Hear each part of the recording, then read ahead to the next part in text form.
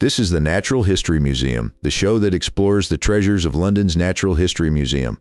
Your hosts are Robbie and Terry, both 15. Every week they break it down so you actually get it. The show that explores the treasures of London's Natural History Museum. I'm Terry. And I'm Robbie. And today we're stepping outside literally to explore the wildlife garden, a hidden wild patch right behind the museum.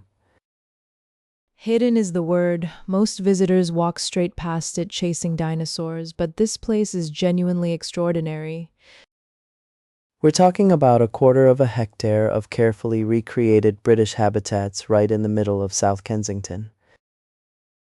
South Kensington, where the coffee costs £4 and nobody expects a meadow. Exactly.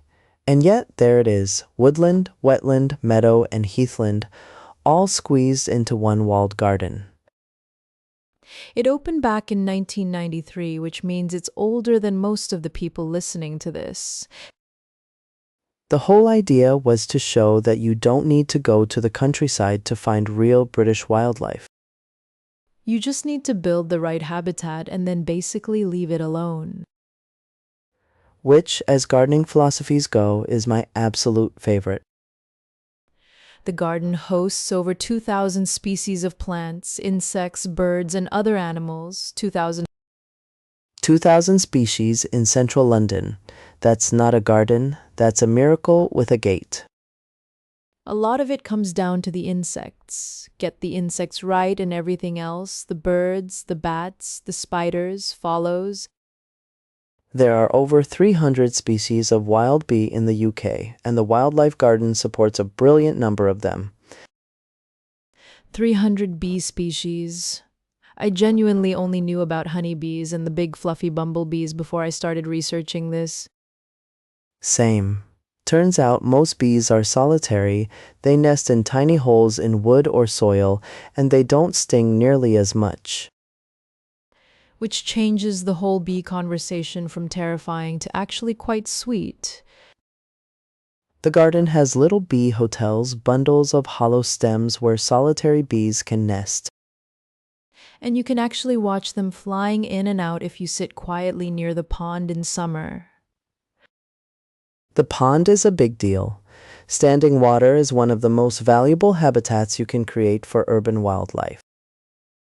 Dragonflies, water boatmen, smooth newts, the pond pulls them all in.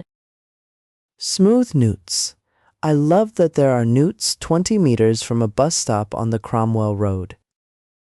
London is genuinely wild if you know where to look, and the wildlife garden is basically a masterclass in that idea. The meadow section is planted with native wildflowers, things like knapweed, ox-eye daisy, and yellow rattle. Yellow rattle is a sneaky plant. It parasitizes grass roots and weakens them, which lets the wildflowers get more light and space. Nature writing a little chemical warfare into the meadow management plan. Respect. The garden is also a proper research site, not just a pretty space for school trips. Scientists use it to study how urban green spaces support biodiversity and what design choices actually work. So every hedgehog highway and bug hotel is also a data point. Hedgehog highway. That's the gap cut into a fence, so hedgehogs can roam between gardens. Genuinely a thing. Hedgehog populations in the UK have declined by roughly half since the year 2000, which is a genuinely alarming statistic. Half. In 25 years, which is why the habitat connection stuff the garden demonstrates really matters beyond the museum walls. The woodland strip has oak, hazel, and silver birch, and they let the leaf litter pile up underneath. Which sounds lazy but is actually gold for stag beetles, wood lice, and all the decomposers that run the soil ecosystem. Decomposers don't get enough credit. They are literally recycling the planet. The garden is free to enter, open spring through autumn, and staffed by volunteers who genuinely love talking about it. If you go, ask someone about the bats. There are pipistrelle bats hunting over the pond at dusk, and it is spectacular. Pipistrelles eat up to 3,000 insects a night, each per bat, per night. 3,000. I feel like we should all be more grateful to bats. The wildlife garden proves that the gap between a car park and a thriving ecosystem is mostly just intention and a bit of patience. Plant native species, add water, stop tidying obsessively, and life will show up.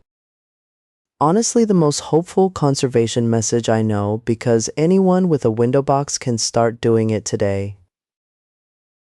The Natural History Museum gave London a wild quarter hectare and filled it with 2,000 species. That's the assignment. Go visit it, sit by the pond, wait for a dragonfly, and tell me that isn't the best thing in South Kensington. See you next week on the Natural History Museum.